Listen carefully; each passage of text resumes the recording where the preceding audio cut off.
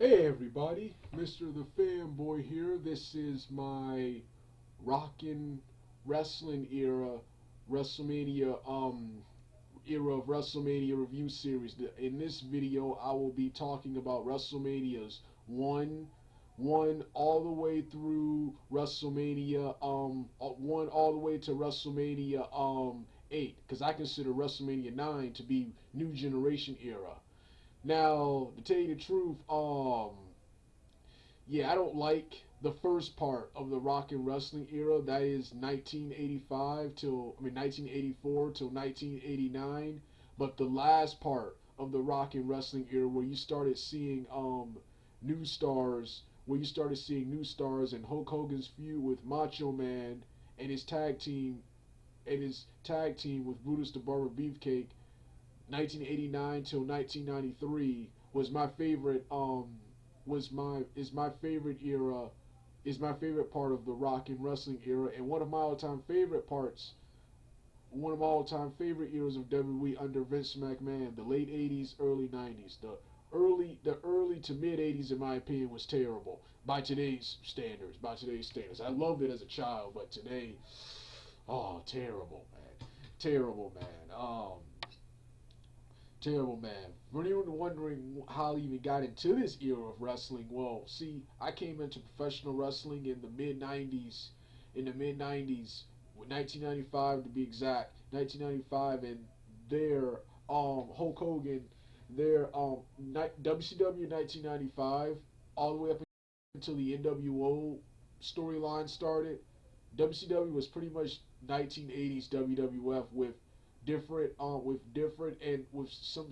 some of the same and with the same wrestlers. All the wrestlers who were popular in WWE left the WCW with promise of bigger money and work dates, lesser work lesser work days. That's how I got into this era because as you can see, I wasn't alive, and I was too young for most of this stuff. I saw most I mostly and see, I'm a wrestling historian. See, I'm one when an announcer says something. Unlike most people, I try to find DVDs, books, or read up anything on everything that happened before '95. Because I started in '95, so I had to go back and watch and read everything that happened before that time period. And it was interesting seeing that WCW is 1980s WWE, except I think WCW was way better. WCW was way better WWE. I love Hulk Hogan more during this period than his heyday, which was WWE. Like I said, this is when his steroids were starting to wear off, and he had to wrestle more, and they gave him a great control of his character. This didn't work as he still started getting a mixed reaction, sort of like Cena. They started booing him a little bit, leading to the greatest heel turn of all time, the NWO turn. Well, like I said, this is the rockin' wrestling era. And we're going to start off with WrestleMania 1. As a child, I love this show. As an adult, rewatching it, the show isn't that good. First off, the first problem I have is the venue. The venue. WrestleMania 1 looks no different than an ordinary WWE live show or TV taping from that era. It looks no different. It looks no different. WCW had a bunch. WWE had a bunch of WWE had a bunch of big tapings in Madison Square Garden during this period. What made this one so special? Besides the fact it was called WrestleMania, and it was, in my opinion, it's inferior to the NWA Starcade, which, in my opinion, wasn't really that good. But that was way better than this, and felt more like the Super Bowl, a really epic wrestling show, which is what WrestleMania should feel like.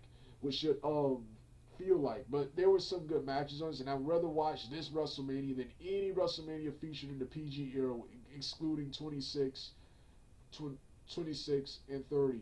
And 27, I like 27, but even I admit that's terrible. Than any WrestleMania featured now. But this right here, wasn't good. The main problem I have is the main event. I cannot stand celebrity involvement in wrestling, even though this right here was one of the better celebrity matches. At least Mr. T actually got in there and wrestled, but it should have been Hulk Hogan versus Piper or Mr. Wonderful, Mr. Wonderful, another, or Hulk Hogan teaming up with another wrestler, taking on Piper and Wonderful in a tag team match instead of having Mr. T in there. It was, as a child, it was awesome, but now it's fake and hokey. I love Muhammad Ali's involvement in there, but like I said, this is the main problem I have with the show, is the main event and the production values and the venue are problems I have with the show. But the undercard matches were good. But yet an awesome opener with Tito Santana defeating the Executioner, or I think it's the Spoiler or the Executioner. Hold on. It's yeah, the Executioner in a solid match, in an phenomenal opener by submission. King Kong Bundy defeated Special Delivery Jones in one of the worst in a squash match, in the worst match of the night. Ricky Steamboat defeated Matt Moore in a pretty good match. My opinion, match of the night was the David San Martino, the son of Bruno San Martino, who in my opinion was always in Bruno San Martino's shadow. He fought Brutus the Barber Beefcake in to a double disqualification. This right here was the best match of the night. This match right here had lots of mat wrestling, which was unique for this era where everything was over the top. This had the same over the top action every other match, but this match had a lot of mat wrestling, and I think it's underrated by a lot of people. Yeah, Andre the Giant defeating Big Ron Studd in the Body Slam Challenge, and yeah, that's basically it. I didn't really like or care about anything else on this card. I didn't like or care about anything else on this card, so yeah, not really good. Next is WrestleMania 2, which is, this has a mixed reception. A lot of people don't like this WrestleMania. It's widely considered one of the best ever, but I, however, consider it one of the best WrestleManias ever. The WrestleMania after this, WrestleMania 3, which is widely considered to be the best ever and the pinnacle of the 1980s wrestling boom, I think is kind of overrated. I'm going to talk about that when I get to it, but I think this WrestleMania right here, WrestleMania 2, is the best. I love the idea of a WrestleMania taking place in three different locations, three different locations. And this WrestleMania, after watching this over again, while this match had a lot of jobber or throwaway TV matches on this show, this match has some phenomenal match quality. My favorite matches on this card were, first off, in the opener, you had Paul Orndorff and the and the Mac and Don Morocco fighting to a double count out. You had the memorable match between the late Randy Savage taking on the late George the Animal Steel, which I liked as a child. As an adult, it's too gimmicky. As an adult, it's this match is too choreographed, not gimmicky, too choreographed. Um, Mr. T defeating Piper in an awesome boxing match. This match right here was way better than his WrestleMania 1 match. And I love the end where Piper knocks down the referee, and Piper turns the boxing match into a real fight when he comes and slams Mr. T, attacks him, and the two start fighting, and Mr. T reigns supreme. Then of course, yeah, Corporal Kitchener defeating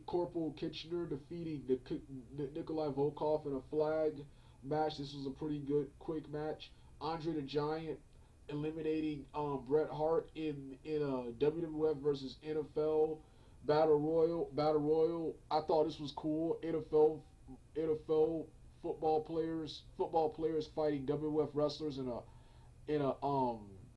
20-man over the top battle royal featuring Jim Corbett of the NWL, Ernie Holmes, Harvey Martin, Bill Fralick, the Refrigerator, William Perry, and for WWE King Tonga, Jim Brunzell of the Killer Bees, Tony Atlas, Pedro Morales, Ted Artist, who I don't know, Dan Spivey, Hillbilly Jim, Brian Blair of the second member of the Killer Bees.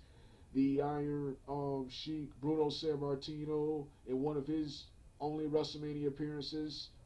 Um, Big John Studd, Jim Neidhart, and Bret Hart, who Andre the Giant last eliminated to win the Battle Royal. And this is returned as, this is the only thing good about WrestleMania now, this is returned as the Andre the Giant Memorial Cup. Memorial Cup. The British Bulldogs Davey Boy Smith and Dynamite Kid defeated the Dream Team of Greg the Hammer Valentine and Brutus the Barber Beefcake in a phenomenal, competitive looking tag team match for this era. It wasn't over the top. It wasn't all over the top like all other matches were during this period. All other matches were during this period. This right here was a fast-paced competitive match with was a fast-paced competitive match with neither team really having an advantage. It was back and forth. Usually it would show the heels double teaming the babyface, and the babyface would do something to come back to get the win, but not here. No, this was a competitive match and ended with the Bulldogs, the faces, shockingly going over the heels to win the tag team championships. Ricky Steamboat defeated Hernandez in an okay match.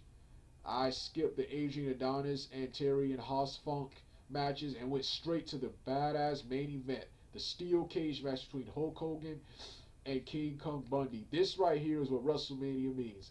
Awesome. I love the blue steel cage used during this period. Hulk Hogan, these two larger than life wrestlers battling out in a steel cage match for the WWF championship, for the WWF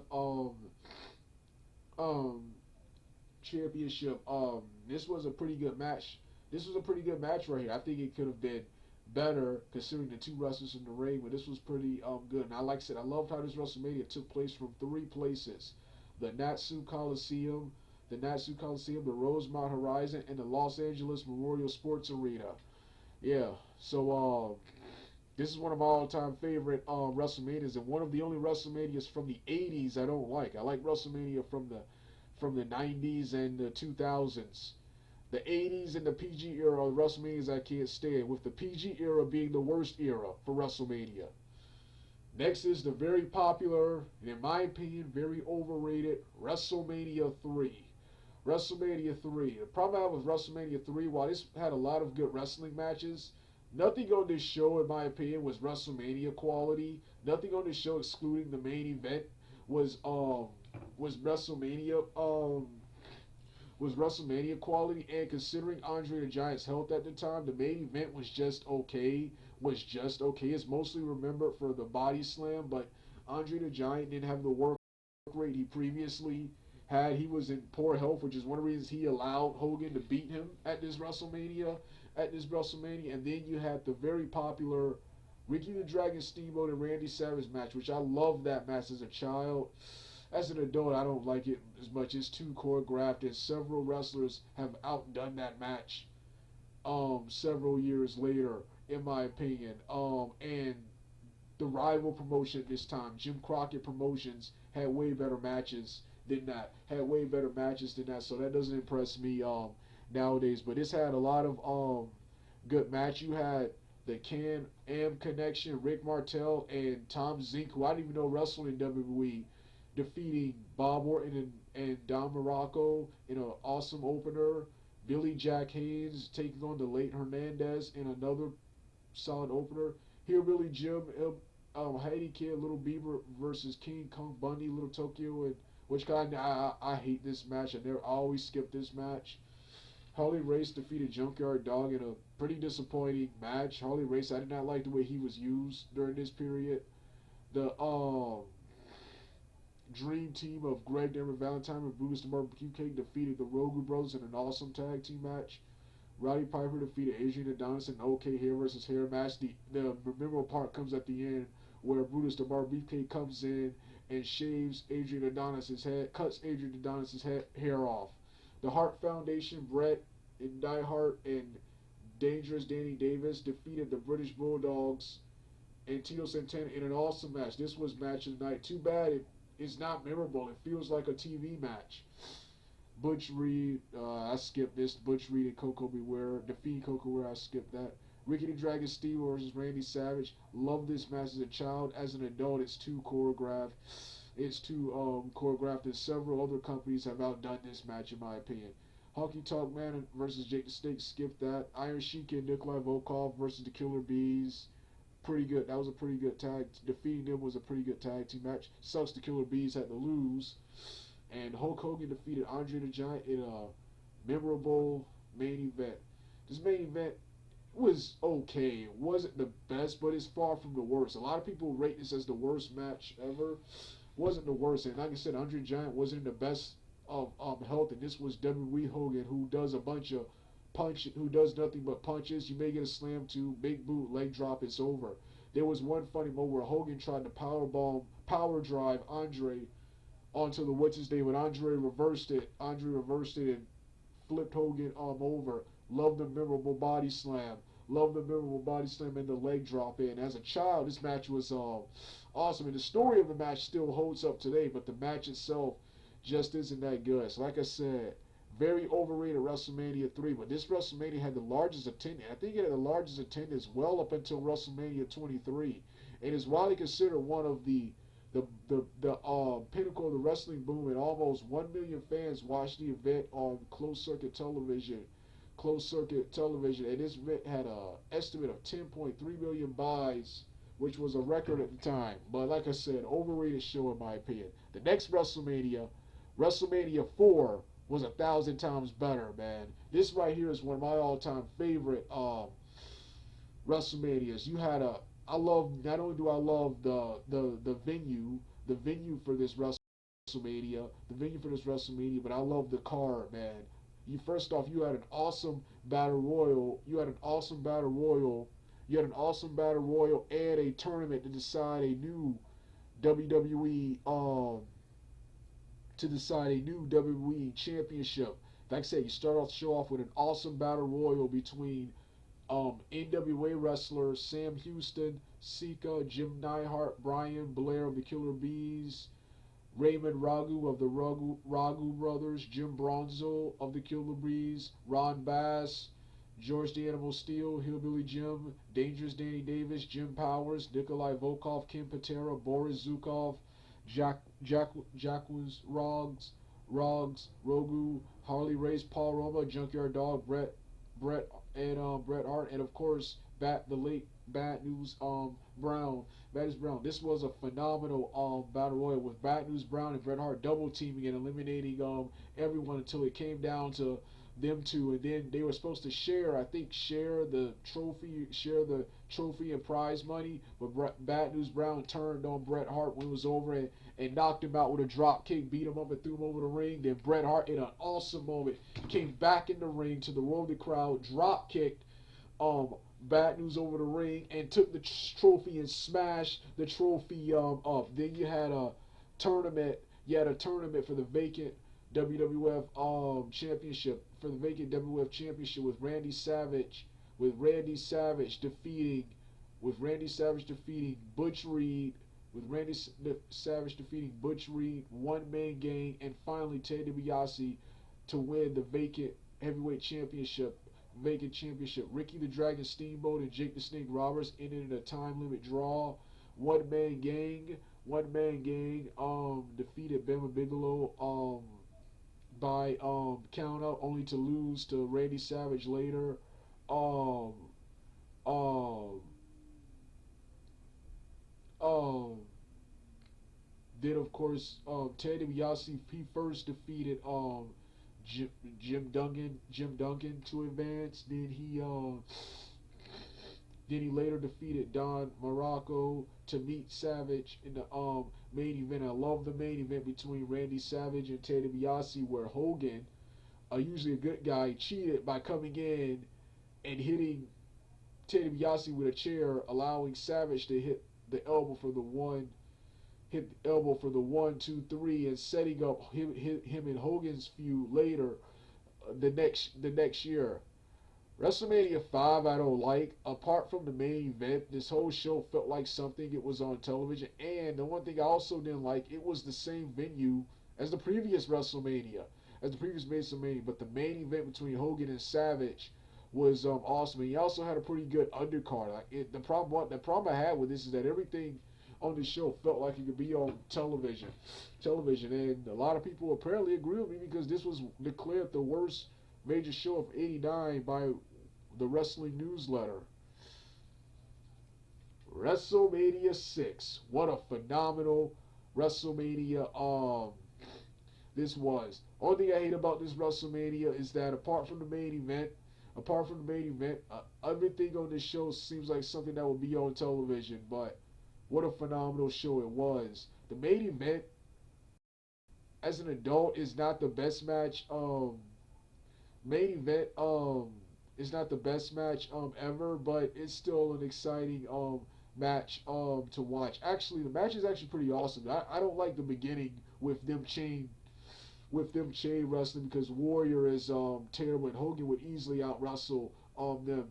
When they got to my favorite part, which is the fight, and Hogan controlling Warrior, because I think in a real match Hogan would kick Warrior's butt. Warrior is terrible as a wrestler. He's an athlete, I'll give him that, but he was terrible and is one of the worst wrestlers of all time.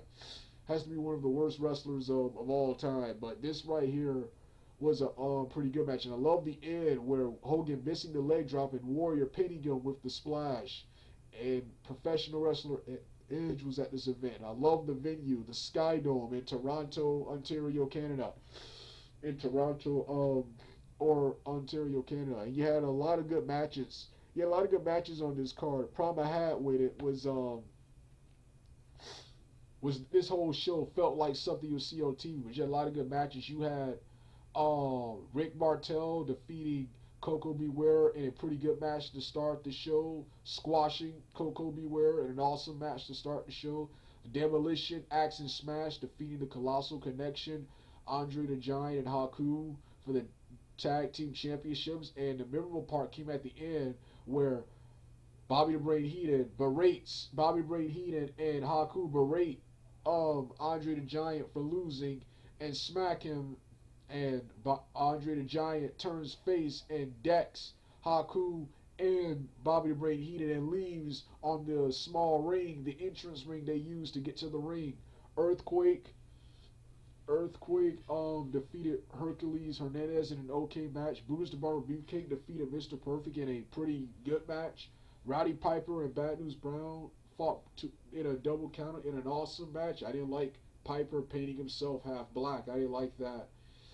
As a child, I thought that was cool. And now that I understand what that means, I hate Vince McMahon for allowing Piper to do some garbage like that.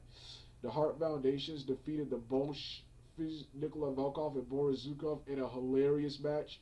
This wasn't even a match. The Nikolai Volkov tried to do the Russian national anthem. The Harts they hit their heart attack finisher and quickly beating them in 19 seconds. The Barbarian defeated Tito Santana in a pretty good match. I always skip the Dusty Rhodes, Sapphire, Randy Savage, and Queen Sherry match. Oriental Express defeated the Rockers in an okay match. This match really wasn't that good. Too choreographed. And I hate when they script everything in a match. Jim Duncan, I always skip Jim Duncan and Dino Bravo. Ted DiBiase and Jake the Snake, I skipped that match too. And I always skip to the main event. Ultimate Warrior defeated Hulk Hogan, like I said, in one of Warrior's best matches. The only thing I don't like is the beginning with them chain wrestling, because Warrior is just terrible, and it was all slow and boring. I love when they got to the fighting. Because Hogan controlled most of the match. I love how Hogan missed the leg drop and Warrior came back on him with the signature splash for the 1, 2, 3. And this match was for the Intercontinental Championship, for Warrior's Intercontinental Championship and Hogan's WWF Championship. And just look at the poster here. I don't have it here because it's a webcam review, but the poster, the main event is everything a WrestleMania should be. These two larger-than-life characters, larger-than-life gladiators, characters battling for the belt. And WrestleMania is nothing like this now, man.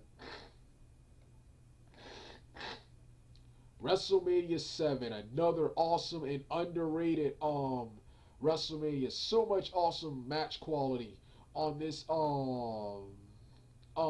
WrestleMania. This is also the final WrestleMania. This is also the debut of Undertaker's streak. He defeated Jimmy Superfly in a pretty good squash match to start his streak. This is also the final match of the original Hart Foundation, after which Bret Hart became a singles wrestler. But this was a phenomenal card. You had the Rockers, Shawn Michaels, and Marty Jannetty defeated the Barbarian and Haku in an awesome tag team match to start the show. The late Kerry Von Erich, who was wrestling as the Texas Tornado, defeated Dino Bravo in an awesome squash match. British the Bulldog defeated Warlord in an underrated, awesome underrated wrestling match, a squash match, which is in a pretty competitive match. This wasn't squash, this was a pretty competitive match. I love the Warlord, and I love the Warlord gimmick he had in the early 90s. I didn't like the Power of Pain's gimmick he had with Barbarian. They were just warrior. They were just Road Warrior ripoffs. But I love this gimmick right here. And then, like I said, this was an underrated match right here. Nasty Boys defeated the Hart Foundation in an awesome tag team match for the WWF Championships. Jake the Snake Roberts defeated Rick Martel in an awesome, hilarious blindfold match. Undertaker defeated Jimmy Snuka, Superfly Snuka, in a pretty good squash to start the in a pretty good squash match to start Undertaker's streak. Snuka made Taker look strong. The Ultimate Warrior defeated Randy Savage in an okay retirement match. The memorable part comes at the end of this match, where Sherry turns on the late Randy Savage. It's amazing that everyone in this match is dead. Sherry turns on Randy Savage in the match by beating him up at the end of the match, and the late Elizabeth comes to the ring to the roar of the crowd and disposes of Queen Sherry, and Randy Savage celebrates with her. Randy Savage turns face after being a heel for almost 2 years. So like I said, okay match, but the awesome moment comes at the end. Japanese wrestlers Junichi Tenryu and Koji Katao defeated Demolition in a pretty good tag team match. I think this was probably at the wrong place in the card because the people didn't care. Big Boss Man defeated Mr. Perfect in an awesome match for the Intercontinental Championship. Always skip the Earthquake Greg Hammer Valentine match. The Legion of Doom, Hawk and Animal defeated the Powers of Glory of Hercules and Paul Roma. Always skip this too. In a 59-second match. Virgil defeated Ted DiBiase in an awesome singles match. Another underrated match. The Mountie defeated Tito Santana in a pretty quick match.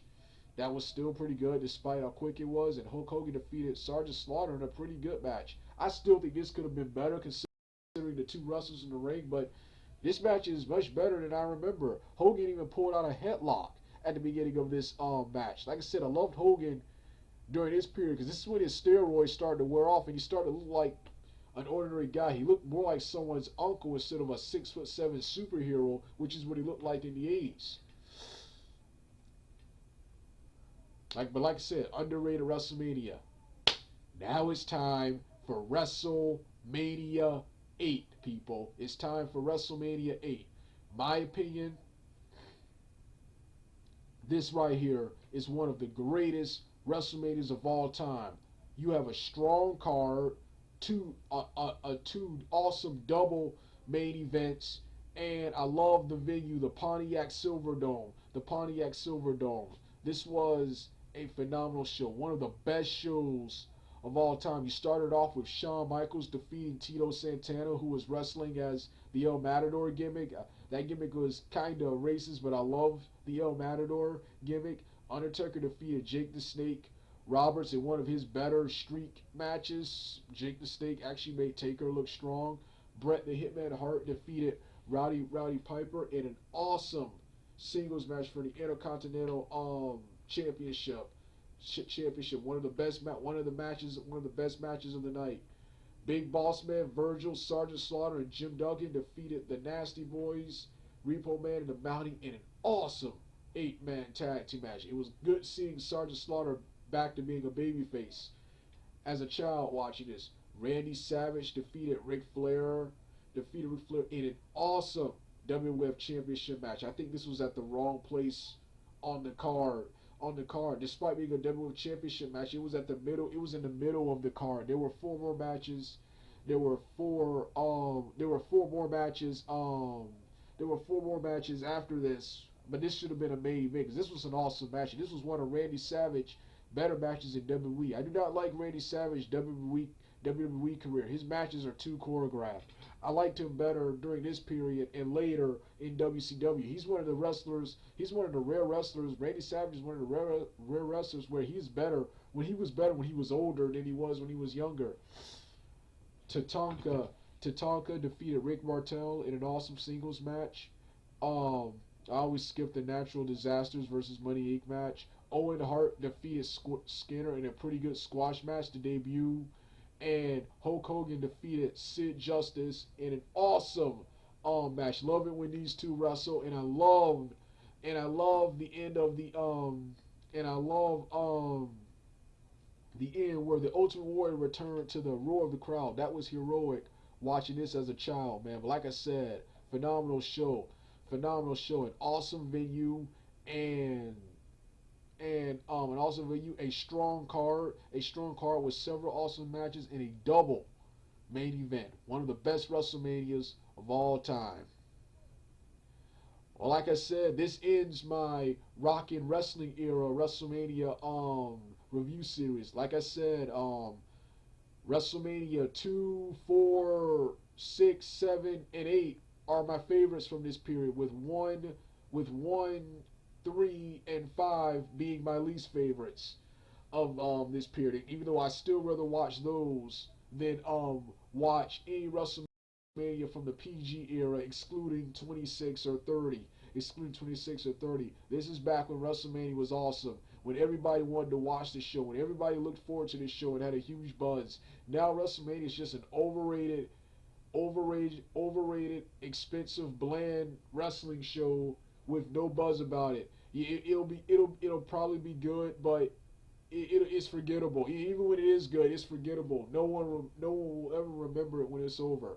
Well, like I said, this was my Rockin' Wrestling Era WrestleMania review series. I'm gonna do the Attitude Eras, Ruthless Aggression eras, and of course the crappy PG era much later. All right, I'm done, people.